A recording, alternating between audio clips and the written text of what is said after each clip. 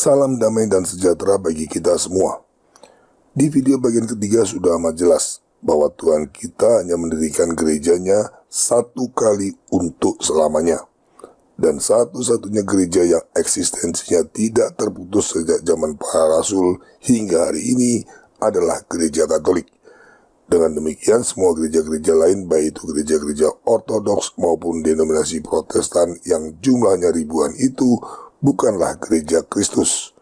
Sebagai satu-satunya gereja yang didirikan Tuhan kita, gereja Katolik memiliki ciri sebagai gereja yang satu, kudus, Katolik, dan sekaligus apostolik. Ciri-ciri ini juga tidak dimiliki oleh gereja-gereja lainnya secara utuh, termasuk oleh gereja-gereja ortodoks. Tetapi sejak Konsili Vatikan II yang diselenggarakan 60 tahun lalu, terjadi perubahan besar di gereja Katolik. Aggiornamento atau pembaruan mengikuti zaman yang digunakan sebagai moto dari konsili menjadi pendorong dari semua perubahan-perubahan yang terjadi pasca konsili. Dengan semangat tersebut, gereja Katolik mulai mengedepankan sikap dialogis dan toleransi ketika berhadapan dengan dunia sekuler dan agama-agama lain. Sekilas, berbagai perubahan yang terjadi sesuai dengan semangat Aggiornamento. Perubahan-perubahan tersebut bermaksud mengubah wajah gereja Katolik menjadi institusi Kristen yang modern, terbuka, humanis, toleran, dan selaras dengan perkembangan zaman. Namun dengan berjalannya waktu, buah-buahnya yang buruk mulai bermunculan, seperti maraknya berbagai sakrilegi dan penyimpangan dalam liturgi, hilangnya semangat penginjilan, dan pelanggaran terang-terangan terhadap ajaran Tuhan, seperti kegiatan doa bersama semua agama, paus yang mencium Quran, penghormatan terhadap berhala pacamama di Basilika Santo Petrus, paus yang ikut aktif dalam upacara pagan, dan banyak lagi. Sejauh ini, pelanggaran-pelanggaran tersebut tidak pernah dianggap sebagai kesalahan, dan bahkan cenderung terus berlanjut semakin parah. Tidak bisa tidak, itu semua merupakan buah dari perubahan yang terjadi sejak Konsili Vatikan II. Dengan kata lain, berdasarkan buah-buah yang dihasilkannya, Konsili Vatikan II terbukti telah membawa pengaruh buruk pada gereja Katolik. Untuk selanjutnya, gereja Katolik yang terpapar semangat Konsili Vatikan II ini kita sebut sebagai gereja konsili. Akar masalah dari pengaruh buruk yang terjadi di gereja konsili bisa ditarik pada gagasan Aggiornamento yang menjadi karakter dalam Konsili Vatikan II. Gagasan pembaruan gereja untuk mengikuti zaman ternyata menjadi pintu masuk yang sempurna bagi bidat modernisme, yaitu paham yang kurang lebih mengatakan bahwa doktrin kebenaran itu tidak absolut karena selalu berkembang dan berubah mengikuti kemajuan zaman. Paham sesat ini sudah dikecam oleh Paus Santo Pius ke-10 dalam ensiklik Pascendi Dominici Gregis. Paus Santo Pius ke-10 bahkan menyebut modernisme sebagai gabungan dari semua bidat, karena paham ini tidak menyerang pokok-pokok iman tertentu seperti halnya gerakan-gerakan bidat sebelumnya, tetapi menyerang keseluruhan doktrin iman dengan cara menghilangkan sifat absolutnya. Masuknya bidat modernisme ke dalam Konsili Vatikan II ini tampak dari adanya gagasan-gagasan baru di dalam dokumen Konsili Vatikan II yang akhirnya menjadi sumber dari banyak buah-buah buruk yang terjadi pada gereja konsili. Salah seorang bapak konsili, yaitu Monsignor Marcel Lefebvre, mengidentifikasi ada 3 gagasan baru yang penting dalam dokumen-dokumen Konsili Vatikan II. Ketiganya adalah ekumenisme, kebebasan beragama, dan kolegialitas. Yang dimaksud dengan ekumenisme adalah membangun persatuan Kristen melalui semangat dialog, kompromi, dan toleransi. Lalu kebebasan beragama mengajarkan bahwa setiap orang berhak untuk memeluk agama apapun. Sementara dengan kolegialitas, pimpinan tertinggi gereja tidak hanya paus, tetapi juga kumpulan uskup. Dari gagasan ekumenisme, kita bisa melihat buahnya berupa Missa Novus Ordo. Misa tersebut memang dirancang dengan sengaja menghilangkan unsur-unsur yang sangat Katolik, dan bersamaan dengan itu justru memasukkan unsur-unsur ibadat Protestan. Misalnya, Missa Novus Ordo mengadopsi teologi perjamuan kudus dari ibadat Protestan dengan imam yang menghadap umat dan doa persembahan yang diadaptasi dari doa perjamuan makan Yahudi. Sementara misa apostolik yang sudah berabad-abad digunakan sejak gereja perdana dan oleh Paus Santo Pius kelima dibakukan dalam misa Latin Tridentin didasarkan pada teologi kurban Kalvari. Secara simbolik ini terlihat dari imam yang bersama umat menghadap altar. Maka tidak salah jika misa Novus Ordo yang sekarang digunakan di semua paroki gereja konsili kita sebut sebagai misa blasteran Katolik Protestan. Tidak hanya itu, bersama dengan perubahan liturgi misa, rumusan sakramen-sakramen juga ikut diubah sesuai dengan amanat Konsili Vatikan kedua. Selanjutnya, ekumenisme dan kebebasan beragama yang diajarkan oleh Konsili Vatikan kedua juga menjadi dasar dari dibenarkannya kegiatan doa bersama semua agama, Paus mencium Quran, skandal berhalal pacamama, dan lain-lain.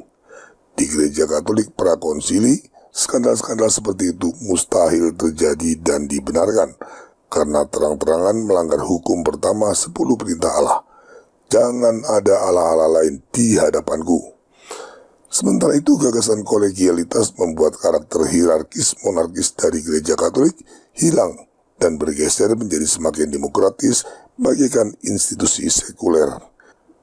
Inilah yang menjadi dasar dari diadakannya sinode untuk sinodalitas tahun 2021-tahun 2023 yang bertujuan untuk merumuskan kembali ajaran-ajaran gereja dengan cara mendengarkan masukan dari umat. Bandingkan dengan gereja Katolik prakonsili, di mana ajaran gereja sepenuhnya berasal dari Tuhan dan diteruskan oleh Paus serta Magisterium. Dapat kita katakan gereja Katolik prakonsili menerima kebenarannya dari atas, sementara gereja konsili menerima kebenarannya dari bawah. Itu sama sekali bukan hal yang bagus. Sayang sekali tidak banyak orang Katolik yang menyadari bahwa perubahan yang dibawa Konsili Vatikan kedua bersifat fatal. Perubahan tersebut telah membuat gereja Katolik kehilangan fungsinya sebagai sarana untuk menguduskan manusia dan dunia. Mengapa demikian? Gereja Katolik menjadi sarana pengudusan manusia berkat rahmat Tuhan yang disalurkan melalui sakramen-sakramennya. Maka ketika liturgi misa diubah dari misa apostolik menjadi misa blasteran Novus Ordo dan semua rumusan sakramen-sakramennya diubah, tentu saja rahmat pengudusan yang dianugerahkan Tuhan melalui gereja juga terganggu dan tidak lagi sama seperti sebelumnya. Logikanya, jika misa Tridentin adalah liturgi misa apostolik yang sudah dipraktekkan gereja Katolik selama berabad-abad dan sudah sejalan dengan kehendak Tuhan, maka misa blasteran Novus Ordo yang mencampurkan liturgi Katolik dengan unsur-unsur liturgi bidat pastilah bukan kehendak Tuhan. Perbandingan keduanya seperti korban bakaran Habel yang diterima Tuhan dan kurban bakaran Kain yang diabaikan Tuhan.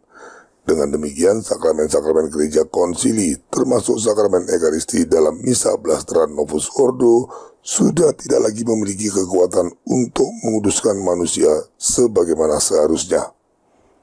Sementara itu, pengudusan dunia diwujudkan dengan menghadirkan kerajaan Allah melalui gereja. Tetapi setelah Konsili Vatikan kedua, hal itu juga sudah tidak mungkin lagi diwujudkan akibat masuknya semangat kolegialitas yang menggantikan karakter hierarkis monarkis dari gereja. Bagaimanapun kerajaan Allah yang bersifat hierarkis monarkis tidak dapat diwujudkan melalui gereja yang menyangkal karakter hierarkis monarkis. Ingat, seperti yang sudah disinggung di video sebelumnya, tidak adanya karakter hierarkis monarkis pada gereja-gereja ortodoks membuat mereka tidak dapat menjadi sarana untuk mewujudkan kerajaan Allah. Ironisnya, setelah Konsili Vatikan kedua, kondisi yang sama juga terjadi pada gereja Katolik. Semangat kolegialitas secara tidak langsung juga menyangkal Paus sebagai wakil Kristus dan sekaligus otoritas tertinggi gereja. Ini tercermin dari tindakan Paus Paulus VI yang melepas tiara kepausan pada tahun 1964 dan juga keengganan Paus Fransiskus menggunakan gelar sebagai wakil Kristus. Maka masuknya semangat kolegialitas ke dalam gereja konsili secara tidak langsung menunjukkan penyangkalan terhadap martabat rajawi Kristus dan sekaligus penolakan terhadap kerajaan Allah. Semangat kolegialitas gereja konsili ini mengingatkan kita pada teriakan imam-imam Yahudi di hadapan Pontius Pilatus. Kami tidak mempunyai raja selain dari Kaisar. Gereja konsili yang menolak Yesus Kristus sebagai raja dan mengabdi pada Kaisar terlihat jelas dalam semangat ekumenisme dan kebebasan beragama yang dihasilkan oleh Konsili Vatikan II. Persatuan Kristen melalui ekumenisme yang kompromis mustahil ditujukan bagi kerajaan Allah, karena Tuhan kita Yesus Kristus pasti tidak menghendaki adanya unsur-unsur bidat ikut masuk ke dalam kerajaannya.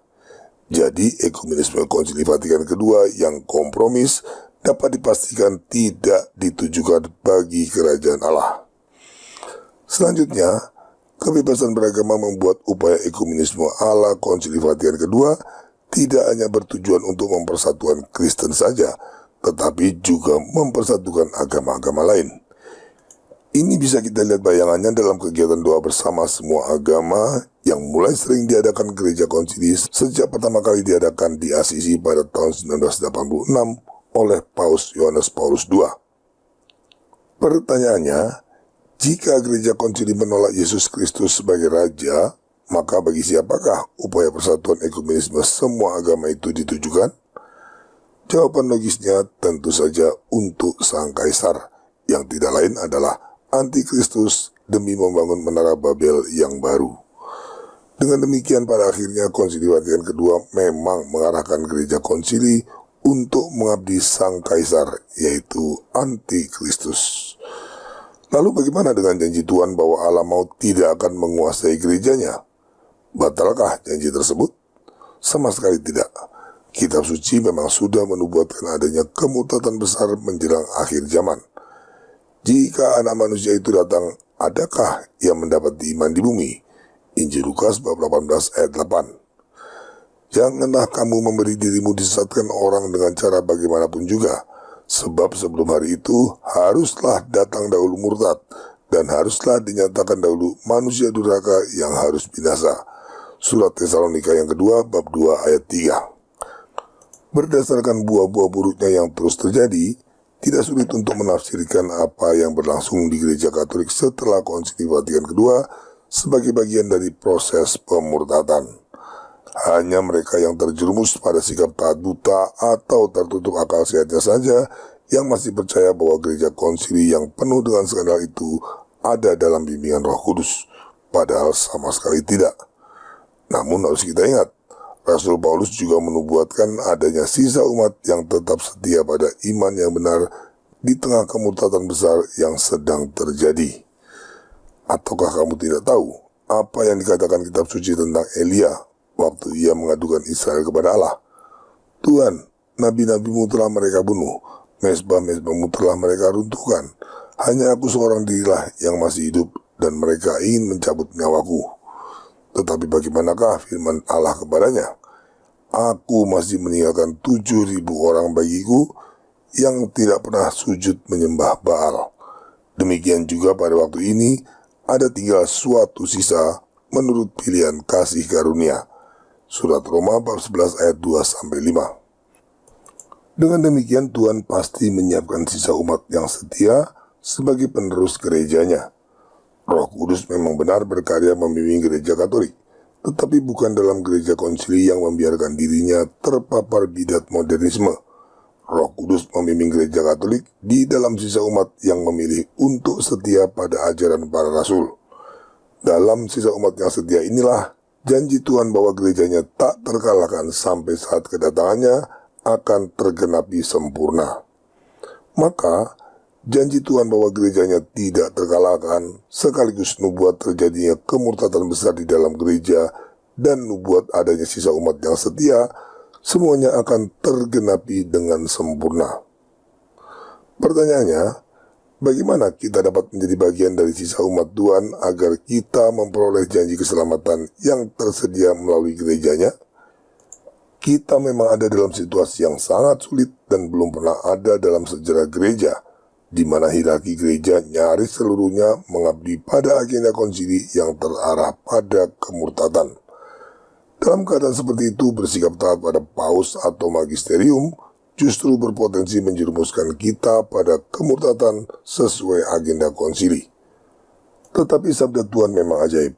Situasi yang kita alami sekarang ini ternyata sudah memiliki tipologinya dalam kitab suci, sehingga bisa kita jadikan sebagai acuan dalam mengambil sikap.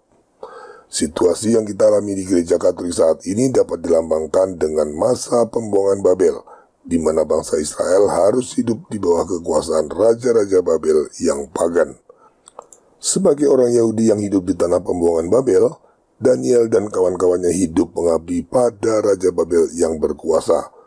Namun jika mereka diperintahkan untuk melakukan sesuatu yang bertentangan dengan iman, Daniel dan kawan-kawannya akan menolak perintah tersebut dan memilih tetap setia pada imannya tanpa kompromi. Daniel dan kawan-kawannya adalah tipologi dari sisa umat. Seperti juga Daniel dan kawan-kawannya yang harus hidup dalam pembuangan Babel, hari ini kita juga terpaksa hidup di bawah hierarki gereja konsili. Tapi bagaimana hierarki gereja konsili yang sah bisa mendapatkan tipologi sebagai penguasa Babel yang tidak mengenal iman? Sederhana, itu karena mereka mengajarkan ajaran gereja Katolik yang dicemari kesesatan Konsili Vatikan kedua, atau dengan kata lain, mereka telah mengajarkan Injil yang berbeda. Dan kitab suci jelas mengatakan siapapun yang mengajarkan Injil yang berbeda dari Injil yang diajarkan para rasul ada di bawah kutukan Rasul Paulus. Surat Galatia bab 1 ayat 8-9. Jadi, menurut kitab suci sebagian besar hierarki gereja konsili saat ini ada di bawah kutukan Rasul Paulus. Itu sebabnya sangat tepat jika mereka mendapatkan tipologi sebagai penguasa Babel yang tidak mengenal iman. Sama seperti Daniel yang taat dan mengabdi pada raja-raja Babel, sebagai umat gereja Katolik kita juga perlu tunduk dan taat pada hierarki gereja. Akan tetapi jika hierarki mengajarkan atau memerintahkan apapun yang bertentangan dengan ajaran iman para rasul, sama seperti Daniel, kita juga akan bersikap tegas menolaknya tanpa kompromi. Acuan mutlak kita adalah ajaran Tuhan sebagaimana yang diajarkan oleh para rasul, bukan perintah paus atau magisterium yang sudah tercemar semangat konsili sesat. Ingat, kita harus lebih taat kepada Tuhan daripada kepada manusia.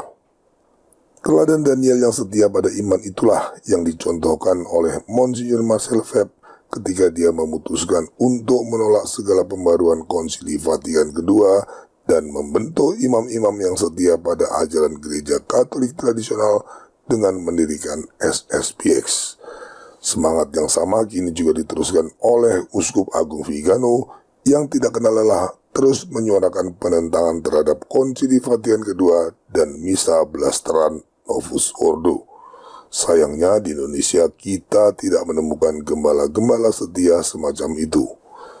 Sama seperti masa pembuangan Babel hanya bersifat sementara dan akhirnya bangsa Israel kembali ke Yerusalem, begitu juga rejim Konsili Vatikan kedua yang saat ini sedang berkuasa hanya bersifat sementara.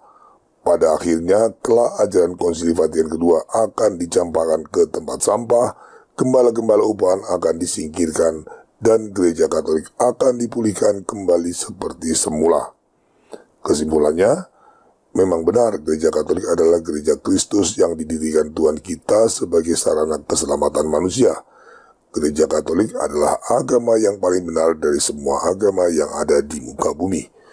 Namun seperti juga sudah dinubuatkan dalam kitab suci, menjelang akhir zaman akan ada kemurtatan besar yang terjadi di dalam gereja Katolik. Kemurtatan besar itu membuat gereja Katolik terbagi dua secara internal, yaitu kelompok mayoritas yang terarah pada kemurtatan seperti yang tertulis pada surat Tesalonika yang kedua bab 2 ayat 3 dan juga Injil Lukas bab 18 ayat 8, dan kelompok minoritas sisa umat yang setia seperti yang tertulis dalam surat Roma bab 11 ayat 5. Dari buah-buahnya yang begitu jelas kita tahu bahwa saat ini proses kemurtatan itu sedang berlangsung. Proses kemurtatan tersebut sangat erat kaitannya dengan Konsili Vatikan kedua. Dengan dalih palsu mengadakan pembaruan di gereja, ternyata Konsili Vatikan kedua telah mengajarkan ajaran-ajaran yang berbeda dari apa yang telah diajarkan para rasul dan bapak-bapak gereja. Ajaran palsu dan menyesatkan dari Konsili Vatikan kedua itulah yang sekarang nyaris menguasai seluruh gereja Katolik.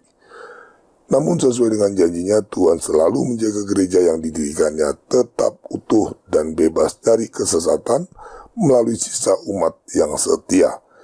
Jadi, untuk memperoleh keselamatan kekal melalui gereja Kristus, kita tidak cukup hanya menjadi anggota dari gereja Katolik saja. Kita harus menjadi bagian dari sisa umat yang setia. Caranya adalah dengan menolak kesesatan Konsili Vatikan II dan kembali setia pada ajaran gereja yang apostolik, yaitu ajaran iman Katolik sebagaimana yang diajarkan para rasul dan bapak-bapak gereja. Pada video bagian terakhir kita akan membahas lebih jauh lagi bagaimana semua orang, baik itu Katolik, Kristen non-Katolik, atau bahkan juga non-Kristen, dapat menjadi bagian dari sisa umat Tuhan yang merupakan kesinambungan dari gereja Kristus, satu-satunya agama yang benar.